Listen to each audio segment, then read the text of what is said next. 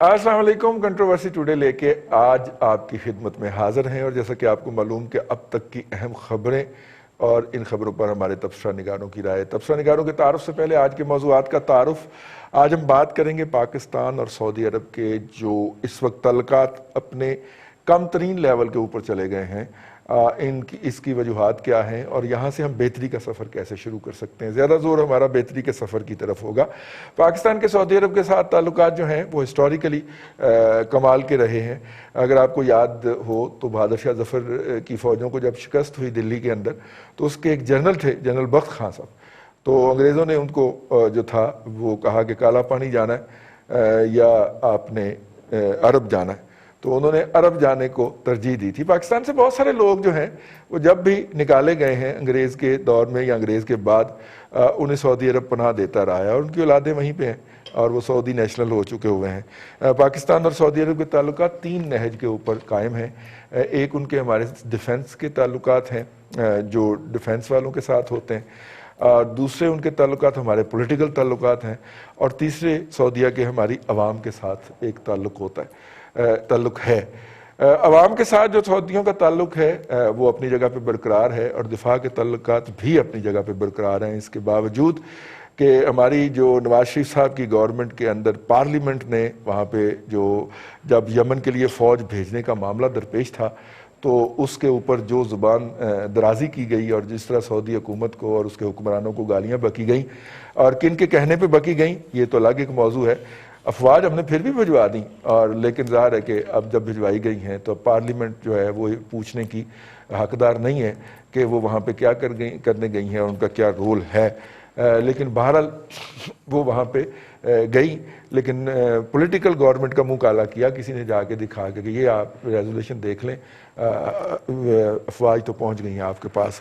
خیر، یہ وہاں سے ایک دراڑ آنا شروع ہوئی جی. اور پھر اس کے بعد جو ہے ہم نے دیکھا کہ ہمارے وزیر اعظم کو پہلے جہاز ادھار دیا گیا، پھر چلتے جہاز میں سے اتار کے نیچے اور ہمیں پیغام دیا گیا. 1 سال ہو گیا اس بات کو، لیکن ہم چپ کر کے بیٹھے رہے. ہم نے جا کے پوچھنا گوارا ہی نہیں کیا کہ حضور آپ کس نے توڑا ہے دل حضور کا، یعنی کیا مسئلہ کیا ہے ہمیں بتائیں. اور 1 سال کے بعد پھر آہستہ آہستہ انہوں نے کارپیٹ جو ہے وہ ہمارے نیچے سے کھینچنا شروع کر دیا ہے. اب بھی ہم جا کے نہیں پوچھ رہے ان سے. جن کے تعلقات قائم ہیں وہ پہنچ گئے ہیں پوچھنے کے لیے، لیکن پولیٹیکل گورنمنٹ کا کوئی ریپرزینٹیو جو ہے وہ نہ وہاں پہ گیا ہے، نہ ہم نے وہاں سے ریسیو کرنے کا اعلان کیا ہے. ہم ان سے نہیں پوچھ رہے، بلکہ ٹی وی پہ بیٹھ کے منہ سے تھوکیں اڑا کے اس ایشو کو سیٹل کرنے کی کوشش کر رہے ہیں. کبھی دھمکی لگاتے ہیں اور اگلے دن آ کے گھگیا کے معافی مانگ رہے ہوتے ہیں ہمارے وزیر خارجہ صاحب.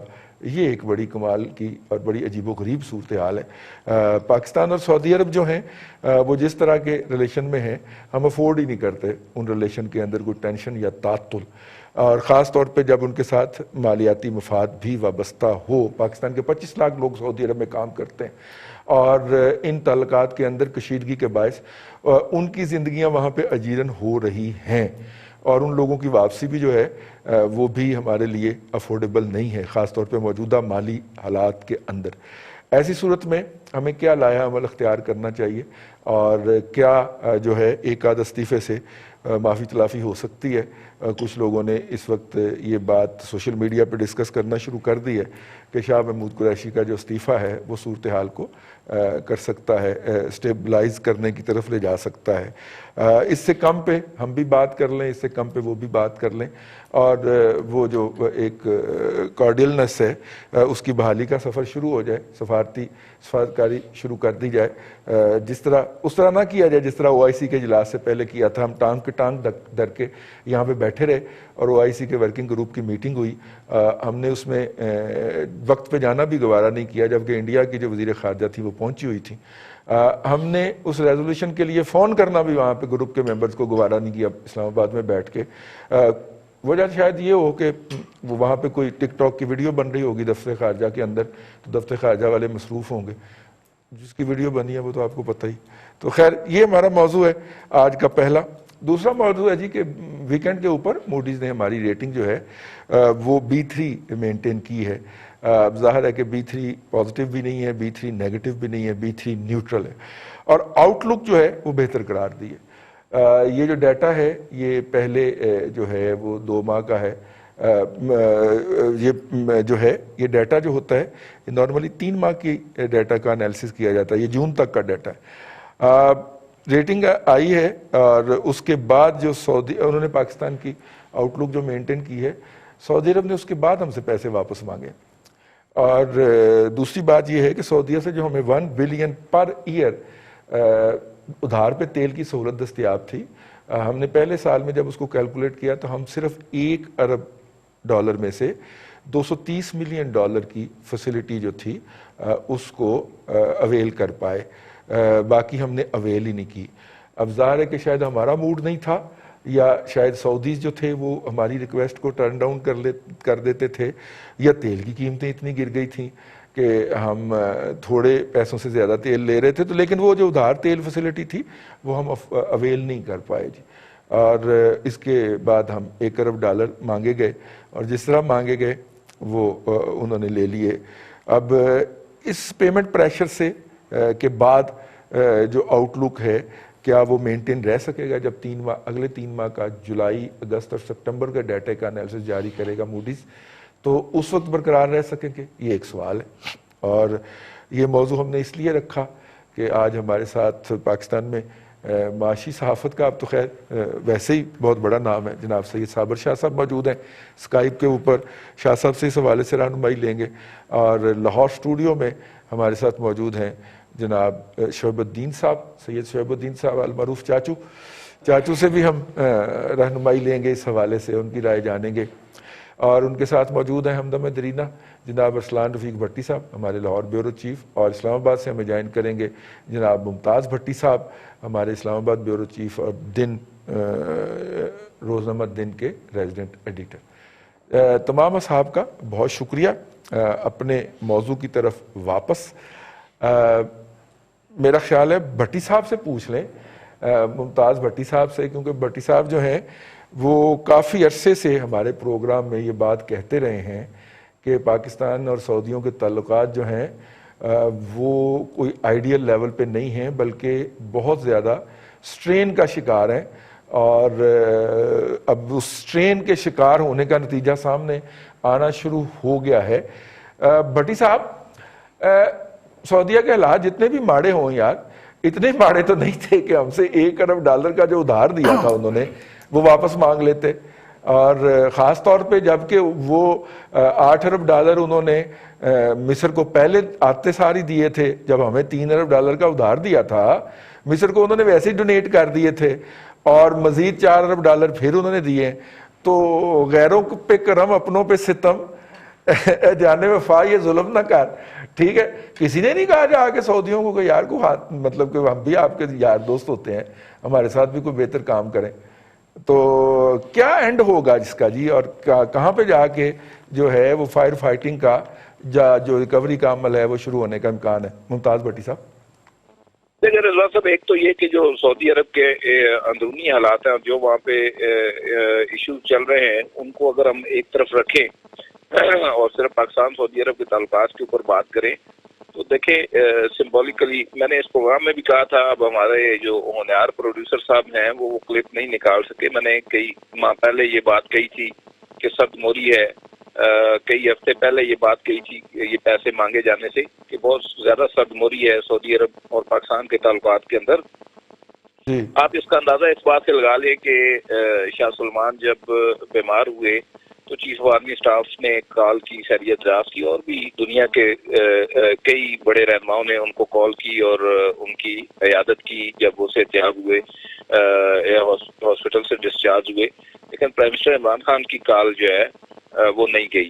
اچھا, اس سے پہلے جو ایشوز چل رہے تھے ان کے حوالے سے بھی جو گورنمنٹ تھی وہ اپنی پوزیشن جو ہے واضح نہیں. اچانک دیکھیں ڈپلومیسی کے اندر اگر کسی ملک نے اپنے سفارتکاری یا پالیسی کے اندر کوئی تبدیلی بھی لانی ہو تو چوراہوں میں اور سڑکوں کے اوپر اور ٹی وی چینلوں کے اوپر نہیں ڈسکس کی جاتی ہوتی. پہلے اس کے اندر ان ہاؤس ڈیبیٹ ہوتی ہے, گورنمنٹ کے حلقوں کے اندر ایگزیکٹو کی ہوتی ہے, پھر پارلیمنٹ کے اندر لے جایا جاتا ہے, پھر جو اور پارلیمنٹ میں لے جانے سے پہلے متعلقہ جو کوارٹرز ہوتے ہیں ان کے ساتھ ایک کمپریہنسو اس کے اوپر ڈسکشن کی جاتی ہے, اور تب جا کے پارلیمنٹ کے اندر اس کے اوپر ڈیبیٹ، پارلیمنٹ ڈیبیٹ کے بعد پبلک ڈیبیٹ اس کے اوپر شروع ہوتی ہے۔ اب یہاں پہ چونکہ بابا آدم نرالا ہے اور شاہ محمود قریشی صاحب جو ہے وزیر خارجہ ہیں اس ملک کے، انہوں نے اس ڈیبیٹ کو شروع ہی ٹی وی چینل سے کیا ہے۔ دیکھیں ملک اپنی پالیسیاں تبدیل کرتے رہتے ہیں اور اس میں آپ کے سامنے مثالیں ہیں کہ ایران اور انڈیا کے بہت اچھے تعلقات تھے اور اب ان کی ڈپلومیٹک جو بائیلیٹرل ریلیشن تھے ان کے اندر تبدیلی آئی ہے۔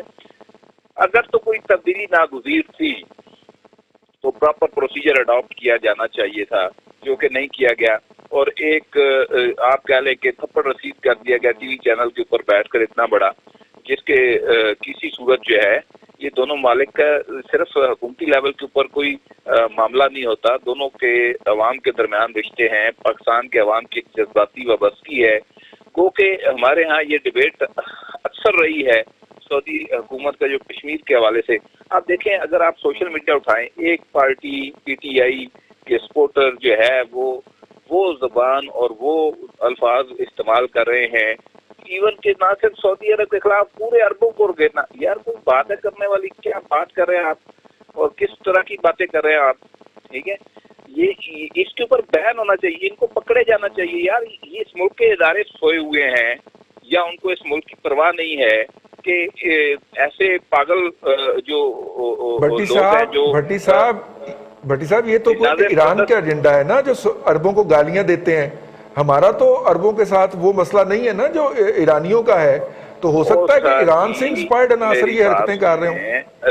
رضوان رضی صاحب ایسی کوئی بات نہیں ہے، ایران کے اندر بھی سوشل میڈیا کے اوپر آپ کو اس طرح کی گفتگو نہیں ملے گی جو آج پاکستان کے اور وہ ہینڈل کر رہے ہیں اور وہ آئی ڈی کر رہی ہیں جو سامنے موجود ہیں کہ فلاں فلاں ان کے عہدیدار ہیں اور فلاں فلاں ان کے کارکن ہیں۔ تو یہ بالکل ایک بے لگام کام ہوا ہے۔ دیکھیں اگر آپ نے کوئی پالیسی ری شفل کرنی ہے تو بڑے شوق سے کریں، اس کے لیے پراپر پروسیجر اپنائیں، لیکن یہ جو گالیاں دینے والا سلسلہ ہے یہ تو ناقابل قبول ہے۔ اس طرح کی کون، دیکھیں نا آپ اس سرزمین کے بارے میں کچھ کہیں آپ کا منہ نہ توڑ دیا جائے، آپ کسی کی طرز حکمرانی کے اوپر، ان کی گورنمنٹ کی پالیسی کے اوپر کوئی بھی اس کا ناقد ہو سکتا ہے۔ ہم بھی بعض اوقات کرتے رہے ہیں، مطلب انڈیا کے حوالے سے یو اے کی پالیسی کے اوپر ہم نے تنقید کی، کشمیر کی، لیکن یار یہ کس نے آپ کو، میں تو حیران ہوں کہ ادارے کمپرومائزڈ کیوں ہیں اس کے اوپر، اور اس طرح کی لینگویج جو ہے اس کو کیسے برداشت کیا جا رہا ہے، اور وہ بھی اعجاز مقدس کے حوالے سے پاکستان کے اندر یہ خون ریزی کروانا چاہتے ہیں اس طرح کی جو لوگ گفتگو کر رہے ہیں۔ اور گورنمنٹ کو دیکھیں ایک تو وزیر خارجہ نے اسٹیٹمنٹ دے دی، اس کے اوپر ابھی تک کوئی کلیریفیکیشن نہیں آئی، ایون کہ یہ بھی نہیں آیا کہ ہم کو پالیسی ری شفل کر رہے ہیں، یہ بھی نہیں کہا گیا اور اس کی تردید بھی نہیں آئی۔ چلے دیکھیں رضوان صاحب اس وقت جو حالات ہیں نا پاکستان کے، آپ انٹرنل جو ہے رسا کشی شروع کروا رہے ہیں اور یہ پاکستان کے مفاد میں نہیں ہے۔ اس کے اندر کچھ لوگوں کو، کچھ اداروں کو رول پلے کرنے کی ضرورت ہے۔ عمران خان پاکستان سے بڑا نہیں ہے، عمران خان اور نواز شریف ہو، کوئی شخصیت پاکستان سے بڑی نہیں ہے، اور اگر پھر ہمارا مذہب اور ہمارے جو اس سرزمین کے حوالے سے جذبات ہیں ان کو مجروح کرنے کی یہ جو لوگ جسارت کر رہے ہیں، یہ تو اس کے پاکستان اس کا متحمل نہیں ہو سکتا۔ شٹل کال جانی چاہیے اور سوشل میڈیا کے اوپر اس کی باقاعدہ اسکریننگ ہونی چاہیے کہ کون لوگ یہ کر رہے ہیں۔ ٹھیک ہے، اپنا شاہ صاحب، سید صابر شاہ صاحب، وہ شاعر نے کہا تھا نا کہ وقت کرتا ہے پرورش برسوں، حادثہ ایک دم نہیں ہوتا۔ ہمارے پرائم منسٹر کو جب جہاز سے اتارا گیا تھا اور جہاز اپنا واپس بلا لیا تھا انہوں نے خالی فنی خرابی کا کہہ کے، تو ہمیں تو اس وقت ہی اس کے اوپر اپنی سفارتی چینلز کو ایکٹیویٹ کر دینا چاہیے تھا کہ یار جان دیو بھائین تسی ساڑھے بھائی ہوندے ہو، دسو کی مسئلہ ہے۔ لیکن ہم نے ایک سال تک اس پہ کچھ کیا ہی نہیں ہے۔ ہمیں کوئی ایکٹیویٹی نظر نہیں آتی کہ پاکستان کے وزیر خارجہ جو ہیں وہ سعودی عرب کے دورے پہ جا رہے ہیں یا ان کا کوئی بندہ آ رہا ہے۔ بالکل ایک سرد مہری رہی، اور اس کے بعد ہمیں یہ جھٹکا لگا کہ انہوں نے اپنے پیسے بھی واپس مانگ لیے ہیں اور تیل کی سہولت ختم کرنے کا بھی اعلان کر دیا ہے۔ یہ تو نااہلی کی ایک دلیل ہے شاہ صاحب۔ رضی صاحب بات یہ ہے کہ لاوا کئی سالوں سے پک رہا تھا اگر کوئی پاکستانی وزیر اس طرح کا بیان دے دے جو شاہ محمود قریشی نے دیا ہے اور وہ بھی سعودی عرب کے خلاف، تو آپ سمجھیے کہ تعلقات تقریباً منقطع ہو چکے ہیں، تقریباً. ورنہ ہمارے میں تو جرت ہی نہیں ہم سعودی عرب کے خلاف بیان دے دیں. ہمارے تو ملٹری رولرز ہوں یا سویلین رولرز ہوں، ان کو ذاتی طور پہ بھی بہت فائدے سعودی عرب نے دیے ہیں. میں ذرا پیچھے جانا چاہتا ہوں 1947 سے 1970 تک، جب سعودی عرب کے پاس کچھ بھی نہیں تھا. ہمارا آنا جانا تو تھا، ہمارے وہاں مقدس مقامات ہیں، ہم حج اور عمرہ کرنے جاتے ہیں. تو یہ وہ وقت ہے جب 65 اور 71 کی جنگ انڈیا کے ساتھ ہوئی، تو نہ صرف یہ کہ سعودی عرب نے ہمیں سپورٹ کیا بلکہ کشمیر ایشو کے اوپر بھی آواز اٹھائی. اس کے خلاف بھی سعودی عرب نے آواز اٹھائی. اب یہ 1971-72 کا وہ ٹائم ہے جب سعودی عرب کو تیل مل گیا اور ہمیں بھٹو مل گیا. وہ ترقی کرتے گئے، ہمارا بیڑا غرق ہوتا گیا. اس کے بعد آپ کو یاد ہوگا کہ سن 74 میں یہاں پہ سمٹ ہوا تھا، اسلامک سمٹ لاہور میں. شاہ فیصل کی بڑی پذیرائی کی گئی. سعودی عرب ایک دم ہمارے لیے امپورٹنٹ ہو گیا. شاہ فیصل کا قتل ہو گیا اپنے ایک بھتیجے کے ہاتھوں. ہم نے وہاں سیکیورٹی فورسز بھیجی جو کہ میں نے بہت فوجیوں سے سنا ہے جو کہ شاہی خاندان کی بھی پروٹیکشن کرتی رہیں. اور 1979 میں جب مسجد الحرام وغیرہ پر کچھ شر پسندوں اور دہشت گردوں نے قبضہ کیا تو ہماری فورسز نے بہت اہم کردار ادا کیا ان کے خاتمے میں. اگرچہ کچھ فرینچ فورسز بھی شامل تھے لیکن ہمارا کلیدی کردار تھا، ہم پہلے پہنچے. اس کے بعد سے سعودی عرب نے اور اس کے حکمرانوں نے ہماری سیکیورٹی پہ بہت زیادہ ریلائی کرنا شروع کیا. غالباً یہ ریلائنس آج تک جاری ہے. اب مسئلہ یہ ہے رضی صاحب کہ اب عمران خان کی گورنمنٹ جب آئی ہے، میں سیدھا ہی آگے آ جاتا ہوں. ایک پڈا ہمارا اس وقت بھی ہوا تھا جب مرزا اسلم بیگ نے عراق کی سپورٹ کی تھی اور نواز شریف جو ہے وہ سعودی عرب کے ساتھ تھے. بہرحال وہ معاملہ تھوڑا سا تھما. 1998 میں ہم نے نیوکلیئر دھماکے کیے تو نواز شریف صاحب نے پھر سپورٹ کیا، پھر اطلاع دی سب سے پہلے سعودی عربیہ کو. سعودی عرب میں سیاسی پناہ بھی حاصل کی. جنرل مشرف کو انہوں نے 1 ارب روپیہ بھی دیا ذاتی حیثیت میں. ہمیں جب بھی ضرورت پڑی وہ کام آتے رہے. لیکن دیکھیے ہم بھی بہت کام آئے ہیں ان کے. باتیں سوچنے والی ہیں. ہمارے اس وقت 26 سے 27 لاکھ پاکستانی سعودی عرب میں ہیں. اگر تعلقات مزید خراب ہوتے ہیں تو ان کی واپسی یقیناً متوقع ہوگی. اور $4.5 ارب کی ہمیں ریمیٹنسز آتی ہیں سعودی عرب سے ہر سال. 19 میں سے $4.5 ارب صرف سعودی عرب سے آتا ہے. اس کے علاوہ جب بھی کبھی تیل کی ضرورت پڑی، تیل مفت بھی ملا ہے، تیل پیسوں کے ساتھ بھی ملا ہے، گرانٹس بھی ملی ہیں، لونز بھی ملے ہیں. عمران خان کی گورنمنٹ آتی ہے، $6.2 ارب کا پیکج ہمیں ملتا ہے سعودی عرب میں، جس میں لون بھی تھا $1 ارب کا جو اب آپ نے چائنا سے لے کے واپس کیا. اس میں گرانٹ بھی تھی، اس میں تیل بھی تھا، اس میں کئی چیزیں تھیں. محمد بن سلمان پاکستان آئے، عمران خان کئی دفعہ سعودی عرب گئے. کرنٹ اکاؤنٹ ڈیفیسٹ کا جو خطرہ تھا اور جو تلوار تھی ہمارے سر پہ، وہ ہم اس سے بچ نکلنے میں کامیاب ہوئے. IMF نے تو $6 ارب کا جو قرضہ آپ کو یاد ہوگا کہ مئی 2019 میں دیا تھا. سو اگر سعودی عرب اس وقت ساتھ نہ آتا تو we would have been a failed state economically Imran Khan کے آتے ہی. خیر یہ تعلقات سب عزت کی بنیاد پر ہوتے ہیں، پیسے بعد میں آتے ہیں. سعودی عرب کا جو رویہ ہے وہ حکمرانہ ہے. اگر OIC میٹنگ کال کرنے کا کہا گیا تھا تو صرف اس بنیاد پر نہیں کال کی کہ ان کے انڈیا کے ساتھ اچھے ریلیشن شپ ہے، یا OIC جو کہ 57 ملکوں کی نمائندہ تنظیم ہے اس کی سپورٹ ہی سعودی عرب کرتا ہے فائنینشلی. میرا خیال ہے ان کو بھی یہ دیکھنا چاہیے تھا، اس کی میٹنگ کال کرتے. انڈیا آبزرور ہے OIC کے اندر، آپ کو شاید معلوم ہوگا. انڈیا باقاعدہ آبزرور ہے، انڈیا وہاں بیٹھتا، ہم وہاں بات کرتے، مسئلے کو اجاگر کرتے. ہمیں یہ سپورٹ کی بہت زیادہ ضرورت تھی کشمیریوں کے لیے. میرے خیال ہے بہت اہم موقع پہ سعودی عرب کی طرف سے میں سمجھتا ہوں پہل ہوئی، نہیں ہونی چاہیے تھی. جہاں تک ہماری فورسز اور ہمارے حکمرانوں کا تعلق ہے، میں نے آپ کو پہلے بتایا کہ آرمی چیف ہوں یا وزراء اعظم ہوں، وہ ذاتی حیثیت میں بھی سعودی عرب کی طرف دیکھتے رہے ہیں. بالکل صحیح ہے، اور ذاتی حیثیت بھی دیکھتے رہے ہیں. لیکن اپنا چاچو پچھلے دنوں ایک عجیب و غریب ڈیولپمنٹ ہوئی ہے. UAE نے اپنی فوجیں جو تھیں وہ یمن کے معاملے سے وڈرا کی اور بیک آؤٹ کر گیا، اور اس نے ایران کے ساتھ اپنا ایگریمنٹ بحال کر لیا، کیونکہ ایران سے جو تیل ہے جو اللیگل مارکیٹ میں بکتا ہے اور ایران کے جو باقی سارے معاملات ہیں جو کہ UAE کے ذریعے طے پاتے ہیں، ان کی مالیت $20 ارب کی ہے. تو دبئی نے کہا میرا بیڑا غرق ہو گیا کرونا کی وجہ سے، میں تو وہ $20 ارب واپس اپنا ریوائیو کروں. اور اسی طرح یو اے ای نے جا کے پنگا لے لیا لیبیا کے اندر ترکی کے خلاف، جبکہ سعودی عرب جو ہے وہ پھنسا ہوا ہے یمن کے اندر اور وہ وہاں سے بھاگنا چاہ رہا ہے لیکن نہیں بھاگ پا رہا۔ اب اس صورت میں یہ جو فالٹ لائن تھی، یو اے ای گوادر کا سب سے بڑا مخالف، سعودی عرب گوادر میں ہمارا سپورٹر، یہ جو فالٹ لائن پر یہ کریٹ ہوئی تھی، ہم اس کا جا کے فائدہ اٹھا لیتے بجائے اس کے کسی آپ لڑائی کر کے بہ گئے۔ ویسے ایسی تھے صلح نہیں کران گئے ایسے سعودی عرب اور ایران کے درمیان؟ نہیں، میرا خیال ہے کچھ چیزیں وسیع تر تناظر میں بھی آپ کو دیکھنی چاہیے۔ جب چین نے پاکستان کے ساتھ سی پیک شروع کیا تو اس کے بعد انڈیا کو بہت سخت تکلیف ہوئی تھی، آپ کو پتہ ہے، سی پیک کے حوالے سے۔ امریکہ کو بھی، انڈیا کو بھی تھی، امریکہ کو تو تھی نا۔ انڈیا کو حالانکہ انہوں نے آفر بھی کیا تھا کہ آپ بھی اس کے اندر شامل ہو جائے، چائنا نے۔ اب اس کے بعد آ گیا بیچ میں ایران۔ ایران نے انڈیا کو مائنس کر دیا ہے اور اپنے تعلقات بنا لیے ہیں چین کے ساتھ۔ پاکستان اس سے پہلے ہی ایران کے ساتھ اب اس حوالے سے کچھ سافٹ کارنر بھی آیا ہوا تھا۔ اب سی پیک کے حوالے سے پاکستان کا کردار، جب چائنا کا وہ ایک روٹ آ رہا ہے اور وہ اس میں بیچ میں ایران بھی شامل ہو جائے گا۔ چاہ بہار کوئی زیادہ دور نہیں ہے آپ کے گوادر سے، وہ جسٹ اکراس دی بارڈر ہی ہے، تو یہ ایک وسیع روٹ بن رہا ہے۔ چاہ بہار سے بھی وہ سی پیک منسلک ہو جائے گا آپ کا۔ آپ ایران کے ساتھ اپنے تعلقات خراب اب نہیں رکھ سکتے اگر آپ نے سی پیک کے ساتھ چلنا ہے۔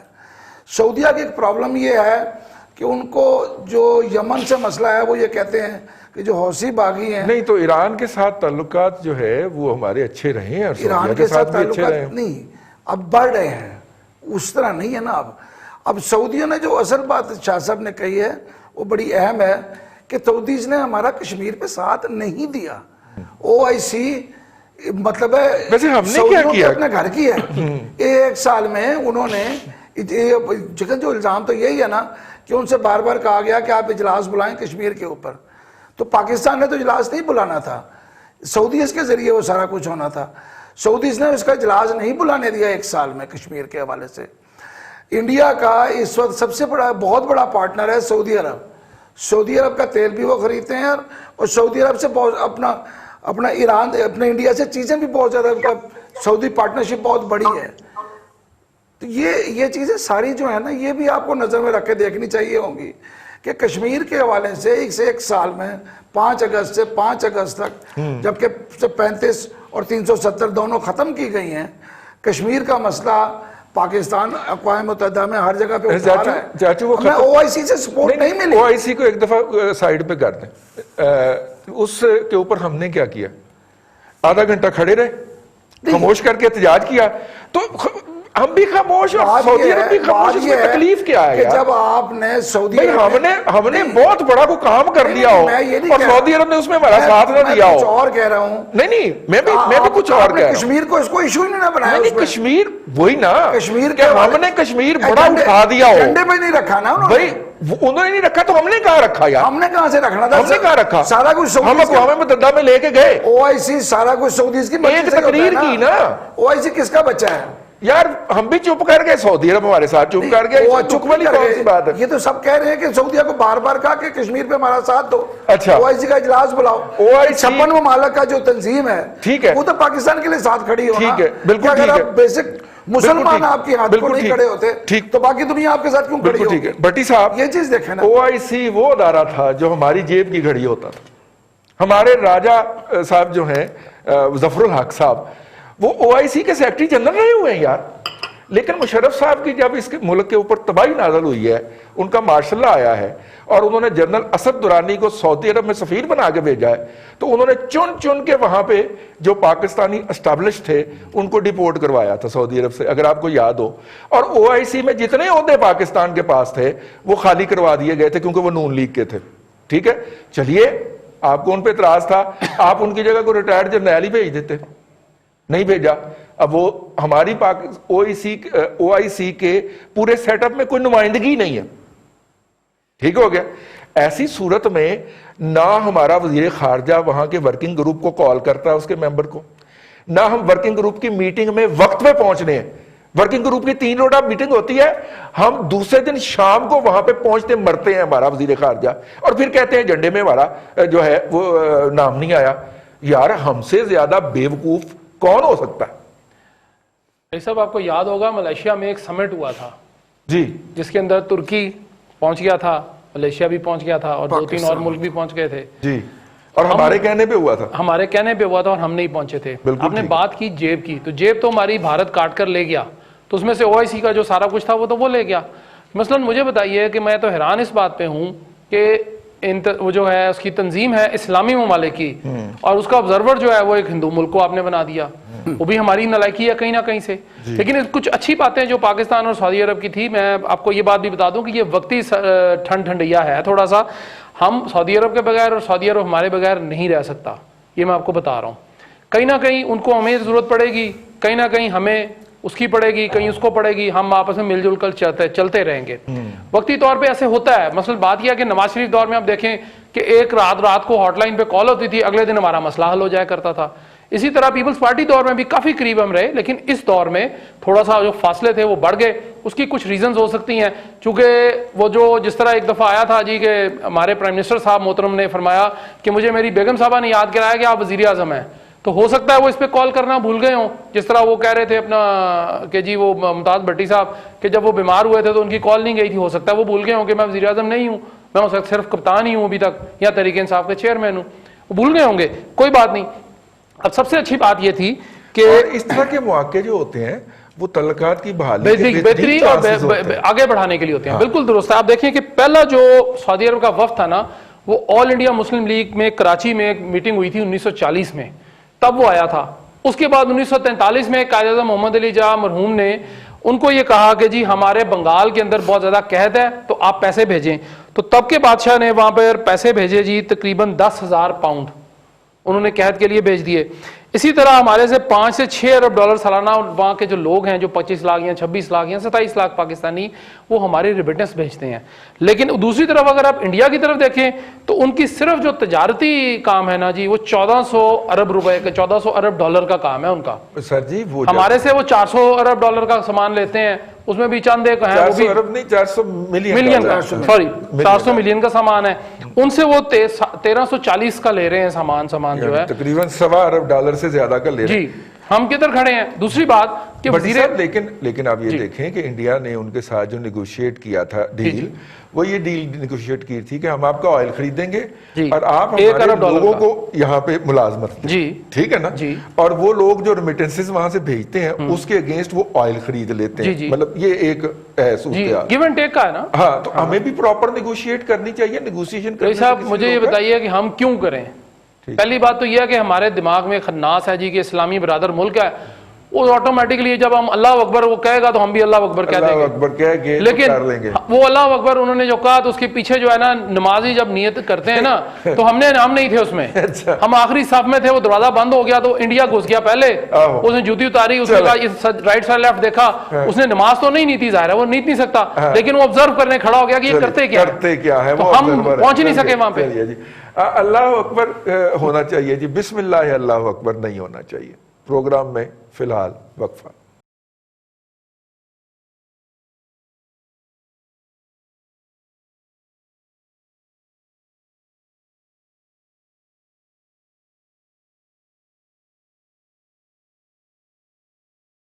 Welcome back. कंट्रोवर्सी टुडे के अंदर आपको एक मरतबा फिर खुश आमदीद कहते हैं।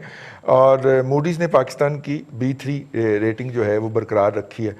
शाह जी, इसका एक मुस्बत पहलू भी निकलता है कि चलें हम अगर इम्प्रूव नहीं किए तो फर्दर डिक्लाइन की तरफ भी नहीं गए, और ख़ास तौर पे अगली जब हमारी रेटिंग आनी है तो उस वक्त FATF का इजलास भी है सितंबर में, अगर आपको याद हो। अगली तो नहीं आएगी लेकिन यही रेटिंग जाएगी ना जी उस इजलास तक, और ऊपर से हमने कवानीन भी मंजूर कर लिए हैं, तो FATF कुछ बेहतर गुजर जाएगा सर हमारा। साबर शाह साहब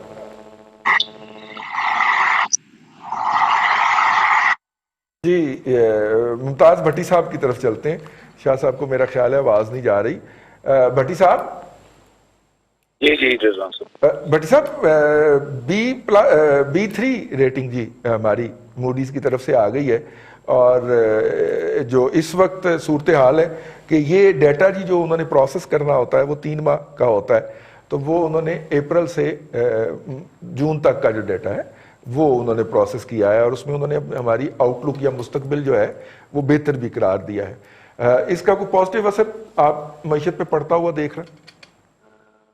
دیکھیں جو دعویٰ کرنے والے ہیں وہ تو یہی دعویٰ کرتے ہیں کہ جی آنے والے دنوں میں بالکل معیشت اٹھنے والی ہے اور پاکستان کی جو معاشی حالات ہیں وہ اس طرح سے بہتر ہو جائیں گے اور یہ ہو جائے گا وہ ہو جائے گا، سی پیک کے جو پروجیکٹس ہیں وہ ٹرانسلیٹ ہونے شروع ہو جائیں گے اور پاکستان کے لیے جو آسانیاں پیدا ہونے والی ہیں، اللہ کرے یہ آسانیاں پیدا ہوں.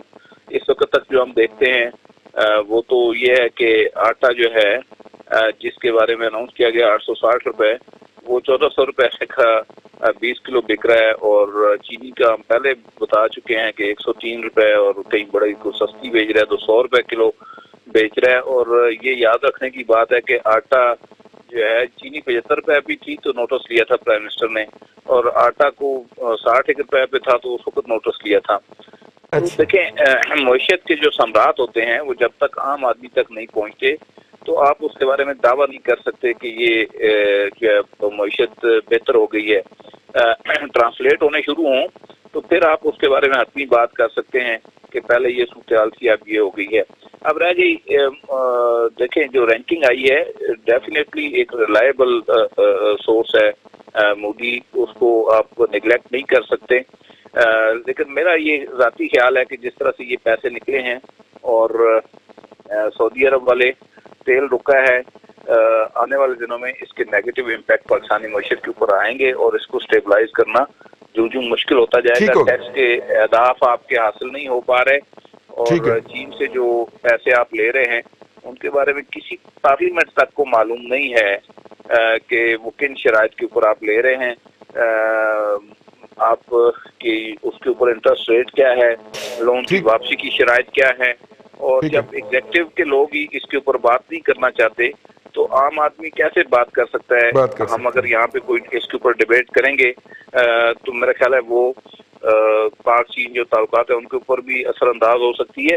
گورنمنٹ آف پاکستان کو چاہیے کہ اپنے لوگوں کو اس کے اوپر اعتماد میں لے اور جو لون لیے جا رہے ہیں، جو پروجیکٹ کے حوالے سے لیے جا رہے ہیں، جو ویسے لیے جا رہے ہیں، اس کی ڈیٹیل جو ہے وہ پارلیمنٹ کے اندر رکھی جانی چاہیے.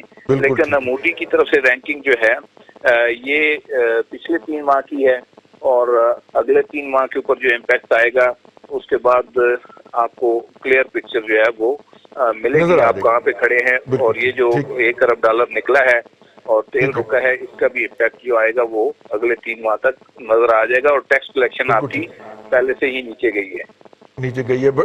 شاہ صاحب آواز آ رہی؟ جی اچھا شاہ صاحب، یہ ابھی جو ڈیٹا ہم نے جس کے اوپر موڈیز نے ریٹنگ جاری کی ہے وہ اپریل سے جون تک کا ڈیٹا ہے. ظاہر ہے کہ اب جب جولائی سے سپٹمبر تک کا ڈیٹا ہوگا اس میں یہ امپیکٹ آئے گا نا، جو ہمیں سعودی عرب نے $1 ارب واپس لے لیا ہے اور تیل کی سہولت ختم کر دی ہے، یا یو اے ای بھی جو ہے وہ اسی طرف جا رہا ہے، اس کے بھی کوئی $3 ارب ہم نے لے رکھے ہیں، وہ بھی اسی طرف جا رہا ہے. تو آئی ایم ایف کا آج کی خبر اگر آپ نے دیکھی ہو چھپی ہوئی ہے کہ آئی ایم ایف کے تمام ٹارگٹس جو ہیں وہ ہم مس کر چکے ہیں اور ہمیں اس کے ساتھ بھی بیٹھتا ہے. ادھر نومبر میں بیٹھیں گے یا بیٹھیں گے ہم فروری کے اندر. ان بوتھ دا کیسز ظاہر ہے کہ ان کے اوپر بھی ہمیں پریشر آئے گا. ایسی صورت کے اندر یہ جو ریٹنگز آئی ہے آپ اسے بہتر سمجھتے ہیں کہ ایک تازہ ہوا کا جھونکا ہے یا ہمیں کو سانس لینے کا ٹائم ملا ہے، یا ایک مس نارم ہے کہ جس کو موجودہ زمینی حقائق نے بالکل ڈسکاؤنٹ کر دیا ہے، انڈو کر دیا؟ رضی صاحب میں سمجھتا ہوں it's a good breather, it's a very good sign. اب چونکہ موڈیز نے ہمیں B3 کا جو ریٹنگ دی ہے انہوں نے ہمیں ڈی گریڈ نہیں کیا، ریٹنگ کو ڈی گریڈ نہیں کیا. اس کا مطلب ہے کہ آنے والے دنوں میں فچ، مارگن سٹینلے اور اسٹینڈرڈ اینڈ پور بھی ہماری ریٹنگ کو بہتری پیش کریں گے، کیونکہ یہ سارا ایک سائیکل ہے. اس میں ممکن ہے انہوں نے یہ دیکھا ہو کہ بائی ڈیفالٹ اور بائی ایکسیڈنٹ پاکستان نے کرونا وائرس اور اس کے بعد کی صورتحال پر کافی حد تک قابو پایا اور ڈیتھس جو ہیں، نمبر آف ڈیتھس وہ کم ہوئی. کیونکہ سب سے اس وقت دنیا نمبر آف ڈیتھس کو جو ہے وہ یارڈ سٹک اس نے بنایا ہوا ہے، نمبر آف انفیکشنز کو نہیں. تو ڈیتھس تو ہمارے ہاں واقعی کم ہوئی. اب اس کے ساتھ حکومت اپنی تمغہ لے لے کہ جی وہ دیکھیں ہم نے لاک ڈاؤن کو بڑا समझदार तरीके से ईज किया रिस्ट्रिक्शंस को और इकोनॉमिक एक्टिविटी चलती रही, ये वो तो ठीक है। लेकिन सबसे इम्पोर्टेंट बात यह कि इन्होंने लिखा है कि क्रेडिट इंस्टीट्यूशंस के साथ हमारी ताल्लुकात और बेहतर हैं, डेवलपमेंट पार्टनर्स के साथ ताल्लुकात बेहतर हैं और लिक्विडिटी रिस्क जो हैं वो अंडर कंट्रोल हैं। ये बहुत इंपॉर्टेंट फैक्टर होते हैं। इन्होंने कोरोना वायरस का जिक्र भी किया, लेकिन बड़े ढके छुपे अल्फाज में, बड़ी गोलमोल। लेकिन बहरहाल ये जिस तरह की भी रेटिंग आई है, ये इससे बहुत ज़्यादा वर्स्ट हो सकती थी, क्योंकि अब ये देखिए कि ये अगस्त में या जुलाई के एंड के बाद से ये सऊदी अरब वाला मामला शुरू हुआ। इसका मतलब हमें तेल के बहरान का भी सामना करना पड़ेगा। सो जब तेल के बहरान का सामना करना पड़ेगा तो फिर दुनिया में कहीं से भी तेल लेंगे, ना सस्ता मिलेगा, ना ग्रांट मिलेगी, ना किस्तों पे मिलेगा। सो ये बहुत इंपॉर्टेंट इसका इफेक्ट होगा इकोनॉमी के ऊपर। दूसरा ये कि एक जो पॉजिटिव पॉइंट होगा वो ये है कि हमारी एक्सपोर्ट्स बेहतर रही हैं। इंपोर्ट्स हमारी कम इसलिए रही हैं कि ज़ाहिर है इतनी ज़रूरत नहीं थी मुल्क के अंदर रॉ मटेरियल या मशीनरी वगैरह को, और कुछ लग्जरी आइटम्स की इंपोर्ट्स हमने खुद बंद की, लेकिन एक्सपोर्ट्स बहरहाल बेहतर रही हैं और इतने मुश्किल हालात में बेहतर रही हैं। सो कुछ क्रेडिट आपको अपने बिजनेसमैन को देना पड़ेगा। हुकूमत को मैं अभी क्रेडिट देने को तैयार नहीं हूँ। वो मैं क्रेडिट उस वक्त दूंगा जब ये जो छोटी सनतें हैं और दरमियानी सनतें हैं, इनके लिए प्रॉपर रिलीफ पैकेज देंगे। अभी तक तो स्टेट बैंक ने सिर्फ 3 महीने की तनख्वाहों का एक पैकेज दिया है। प्रॉपर रिलीफ पैकेज से मुराद है कि आपको पैसे देने पड़ेंगे। अब पैसों का बंदोबस्त आपने कहाँ से करना है? सऊदी अरब के तो आपके साथ ताल्लुकात खराब हैं, आपकी इकोनॉमी सिर्फ तनख्वाहें और पेंशन दे रही है। टर्की और मलेशिया से भी कहना चाहिए कि भाई आप भी कुछ ना कुछ करें, कुछ तो करें। सऊदी अरब जो देता था हमें उसको मैच तो करें। हमारा तो बेड़ा गर्क हुआ है वॉर एंड टेरर से की वजह से और उससे पहले। सो ये टर्की और मलेशिया के साथ भी मुफ्त के ताल्लुकात तो वो भी हमें कबूल नहीं है। अब ज़हन में रखिए रजी साहब, मैं कई बातें कर रहा हूँ।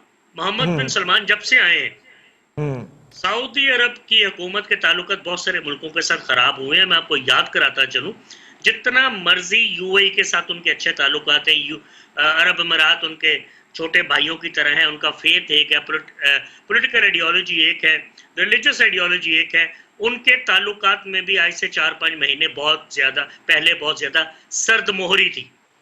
यानी वहाँ भी ताल्लुकात में एक दरार सी आई हुई है, एक क्रैक आया हुआ है।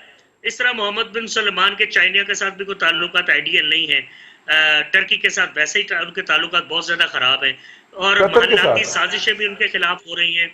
और मेरा ख्याल है कि हमें जब गुफ्तगू करें सऊदी अरब के मुतालिक तो ज़रा मोहतात रहें। सऊदी अरब हमारी जान है, हमारे वहाँ मुक़द्दस मुकामात हैं, हमें इख्तिलाफ है, मुझे भी है, तो उनकी हुकूमत और उनके रवैये से है और उन कहानियों से जो मैं सुनता हूँ कि पाकिस्तानियों के साथ बहुत ज़्यादा नारवा सलूक भी रखा जाता है। सो जब भी गुफ्तगू करें ये थोड़ा सा डिफरेंशिएट करके हमें गुफ्तगू करनी चाहिए। सऊदी अरब की सरजमीन से हमें कोई इख्तिलाफ नहीं। जो इसकी तरफ देखेगा इंशाल्लाह पाकिस्तान आर्मी उसको भरपूर जवाब देगी। पाकिस्तान के लोग भी जवाब देंगे। जहाँ तक उनके हुक्मरानों का ताल्लुक है, ये तर्ज हुक्मरानी बेहतर नहीं है मोहम्मद बिन सलमान का। वो अपने मुल्क को भी अकेला करते जा रहे हैं। उन्हें मालूम होना चाहिए कि अमेरिका के साथ ताल्लुकात जब उनके अच्छे हैं तो किस किस्म की शरारतें अमेरिका करता भी रहता है और किस किस्म के खतरात उनको जो है वो दरपेश है अमेरिका या यूरोप के साथ, क्योंकि वहाँ पे रिलीजन का मामला आ जाता है। और अल्लाह अकबर की किसी आवाज़ के साथ ये ताल्लुकात बेहतर नहीं होंगे। ये ताल्लुकात उसी वक्त बेहतर होंगे जब आपको दुनिया में कुछ और अतराफ से, यानी तुर्की से, मलेशिया से, चीन से इतनी इकोनॉमिक सपोर्ट हासिल हो कि आप सऊदी अरब के बगैर भी अपनी इकोनॉमी को चला सकें। सो जब आप अपने पाँव पे खड़े हो जाएंगे तो ये सऊदी भी आपकी तरफ आएंगे। कोशिशें भी एक तरफ नहीं होनी, एक तरफा नहीं होनी चाहिए। सऊदी अरब को भी कोशिश करनी चाहिए कि हमारे साथ ताल्लुकात बेहतर बनाए। अगर हम इतनी वाइटल सिक्योरिटी, इतने वाइटल और इम्पोर्टेंट पॉइंट्स में हमारी फौज उनको मुहैया ना करती तो आज कहाँ होते, हाउस ऑफ साउथ कहाँ होता, मुमकिन कर चुका होता। तो ये देखनी चाहिए चीजें सऊदी अरब को भी। मैं बहुत ज्यादा बातें नहीं करना चाहता हूँ। और दूसरा, शाह महमूद कुरैशी को जब टीवी पे आए तो बयान देने से पहले ये सोचना चाहिए कि यहाँ एक सोशल मीडिया भी है। ये अनहार्नेस सोशल मीडिया है भाई साहब, जिसको पकड़ने वाला कोई नहीं, जिसे पूछने वाला कोई नहीं। वहाँ छोटी सी बात पे बहस शुरू होती है जिसमें गालियां और मुगल्लजात भी दिए जाते हैं। बात करने वाले को ना हिस्ट्री का पता होता है ना कल्चर का पता होता है। तो मिनिस्टर साहब को पता होना चाहिए कि फॉरेन मिनिस्टर की जो जुबान है वो बड़ी डिप्लोमेटिक होती है, बड़ी डिप्लोमेटिक होती है। तरीके से गुफ्तगू करनी चाहिए उन्हें। جی جی، فورن منسٹر کی اور حریم شاہ کی زبان کے اندر فرق ہونا چاہیے، یہ ایک بڑا امپورٹنٹ سینسٹیو ایشو ہے۔ چاچو 24% ہماری جو ایکسپورٹس ہیں وہ منتھ ٹو منتھ بیسس کے اوپر، یعنی کہ جولائی سے اگست میں جولائی کے مقابلے میں بڑھی ہیں، اور 6% جو ہے وہ اگست 2019 کے مقابلے میں بڑھی ہیں۔ یہ آج کی میں آپ کو خبر عرض کر رہا ہوں، چھپی ہوئی ہے، اور اوپر سے ریٹنگ بھی B3 آ گئی، تو میرا مطلب ہے تمہالا پہ جانیاں چاہیے۔ تمہالا پتہ نہیں پہنی ہے، لیکن حیرانی کی بات یہ نہیں ہے، بات یہ ہے کہ کیسے وقت میں جبکہ دنیا بھر میں شدید بحران چل رہا ہے، پوسٹ کرونا تو اب ریوائول شروع ہو گیا نہیں میں اب شروع ہوا ہے نا وہ تو، لیکن کرونا کے درمیان میں ہماری یہ جو چاچو نہ کرو، پوسٹ کرونا میں تمام اکانومی باؤنس بیک کر رہے ہیں، ظاہر ہے مارچ میں ہمارے یہاں تو کرونا مارچ میں شروع ہوا ہے نا، تو اپریل مئی جون کی آپ بات کر رہے ہو نا؟ جی نہیں، میں جولائی کی بات کر رہا ہوں، جولائی اور اگست کا میں نے ڈیٹا آپ کو چلا جی، جولائی اگست ہے، یعنی اگست میں جو ایکسپورٹس ہوئی ہیں موڈیز کی جو آئی ہے اب تو اپریل سے جون تک کی آئی ہے نا، اگر آپ اس پہ آئیں تو اس عرصے کو بھی تو انہوں نے دیکھا ہے نا، انہوں نے اگست تو نہیں جون کے مقابلے میں جولائی کی میں ایکسپورٹس کی جولائی اگست تو آپ اب دے رہے ہیں، موڈیز کی جو ہے وہ اپریل سے لے کے جون تک کی ہے، وہ تو آلریڈی بہتر آئی ہے، ٹھیک ہے۔ اب جہاں تک بات ہے آپ کی درآمدات کی، تو آپ کی درآمدات اسی تمام عرصے میں زیادہ ہوئی ہیں جس عرصے میں کرونا چل رہا تھا، اور کرونا آج کون سا ختم ہو گیا ہے؟ زیادہ ہوئی کرونا کا اور سر درآمدات کم ہوئی ہیں تو ہمارا کرنٹ اکاؤنٹ ڈیفیسٹ نیچے آیا، آپ کی برآمدات برآمدات میں لفظ غلط استعمال کر گیا، ہماری برآمدات بڑھی ہیں نا، درآمدات کم ہوئی ہیں، میں معذرت چاہتا ہوں، یہ برآمدات ہمیشہ مجھے گڑبڑا دیتے ہیں، تو ہماری برآمدات اس دور میں بڑھی ہیں جب ہمارے یہاں کرونا تھا۔ بات میں یہ کہہ رہا تھا کہ اس میں تو کوئی اچھائی ہے، بہتر دیکھا جائے تو اس میں نیگیٹو تو نہیں ہے نا، جی جی، اس کا مطلب ہے کہ ہم نے، میں تو کہہ رہا ہوں ہو جائے تمالا جی پانا جنہوں نے وہ پان، میں تمالا پان، میں ویسے تمال پانی نہیں آتی، ٹھیک ہے نا، میں زندگی میں تہاتی آدمی نہیں سکتا، لاہور دا رہنے والا تمال پانی آتی کوئی نہیں۔ بیسیکلی بات یہ ہے کہ اس وقت ہماری معیشت ایک بہتری پہ جا رہی ہے جو بظاہر نظر آ رہا ہے، یہ کتنا بہتر ہوتی ہے؟ موڈیز نے اس کو مستحکم اور چہرہ آؤٹ لک بہتر قرار دیا ہے۔ اگر تو یہ موجودہ 3 مہینے میں جولائی اگست سپٹمبر میں ایک مزید بہتر اس کا فیس آتا ہے تو اس کا مطلب ہے کہ ہم بہتری کی طرف چل رہے ہیں۔ خدا نہ خواستہ یہ نیگیٹو پہ نہ چلا جائے جو آپ نے کہا ہے کہ اگر ہم یہ جو سعودی عرب کو پیسے واپس کرنے والا کرائسس ہے اس پہ قابو پا لیتے ہیں تو پھر نیگیٹو میں تو $1 ارب تو ہم نے چائنا سے لے کے دیا ہے، باقی بھی تو منگن رہے ہیں نا، وہ تو بات کی بات ہے نا، وہ مانگیں گے، ابھی سامنے آ جائے گا کتنے مانگے ہیں اور ہم نے کہاں سے لے کے دیے ہیں، وہ بھی نظر آ جائے گا، کہیں اور سے لے کے دینے ہیں، ہم نے کون سا اپنی جیب سے نکال کے دے دینے ہیں، ہمارے پاس کون سے اتنے پیسے ہیں جو ہم نے دینے ہیں، وہ بھی مانگ تنگ کے دینے دینا، پاوے ترکی کو لو، ملائیشیا کو لو، چائنا کو لو، کسی نہ کسی سے تو لینے پڑیں گے۔ بڑی سیدھی بات ہے، اپنے حالات کے مطابق اپنی جیب کے مطابق ہی بات کرنی چاہیے نا۔ تو اب لیکن دوسری طرف جو ہے، اگر یہ جس طرح موڈیز کہہ رہا ہے اور جس طرح آپ کہہ رہے ہیں کہ برآمدات بڑھ رہی ہیں، ہماری معیشت بہتری جا رہی ہے، تو پھر یہ جو سرمائی ہے پہلی، یہ بڑی اہم ہے، اس میں جو صورتحال بنے گی اگر چیزیں ٹیک آف کر جاتی ہیں، اور ایک چیز اور دیکھنی ہے کہ کیا ہم ایران سے کوئی تیل شروع کرتے ہیں لینا، یہ چیز بڑی اہم ہے۔ اگر انڈیا ایران سے تیل لے سکتا ہے، بند ہو گیا، وہ تو کیا ہے نا بند انہوں نے، وہ تو اس لیے بند کیا کہ رابطہ ختم ہوا نا، انہوں نے وہاں پہ ان کی جو چاہ بہار ان سے ختم کی نا، تو اس کا ختم ہوا ہے۔ لیکن امریکہ نے پابندی پہ سختی کی تھی نا، انڈیا اس کے باوجود لے رہا تھا، ہم اس پابندی کے خوف سے کیوں نہیں لیتے؟ بالکل ٹھیک، ہمیں بھی لینی چاہیے، ہمیں لینا چاہیے، لینا آسان ہے، ہاں ہمیں لینا بھی آسان ہے، ہمارا ان آفیشیل ٹریڈ، ہمارے ان کے بارڈر لائن بھی ساتھ جڑتی ہے، بالکل ہم نے وہ گیس کا پائپ آج تک کیوں نہیں جوڑا؟ ٹھیک ہے، جو اپنا بالکل زرداری صاحب کے دور میں جڑ سکتا تھا، اگلے 5 سال گزر گئے، 2 سال یہ گزر گئے، 8 سال گزر گئے ہیں، ٹھیک ہے، وہ پائپ تو جوڑنے والے تھے، آپ کو بھی پتا ہے کتنے قریب ہیں، ٹھیک، وہ جوڑنا مشکل کوئی نہیں ہے، جی بالکل وہ گیس ہی جوڑنا کم از کم، بالکل ٹھیک، گیس جوڑ لیں، وہ $12 MMBTU ہمیں سے مانگتے ہیں ایرانی، جبکہ ہمیں LNG گھر پہنچ کے $6 کی پڑپونے $6 چلے وہ تو بات ہو سکتی ہے نا کہ اس کے اوپر کی، اور وہ انڈیا نے فساد ڈلوایا تھا نیگوشیٹ ہو سکتا ہے نا، پھر چلا گیا وہاں سے، انڈیا بعد میں بیک آؤٹ کر گیا اس پروجیکٹ میں سے، ہمارا ایک ویلاگ ہے اس پہ دیکھیے گا۔ بھٹی صاحب سر جی چیزاں بہتری کی طرف جانیاں شروع ہو گئی ہیں نا یار. میرا مطلب ہے کہ ریٹنگ بہتر ہو گئی, ایکسپورٹ ود گئی, تو میرا مطلب ہے کہ آپ دیکھیں اب ٹیک آف کرنے لگے اب.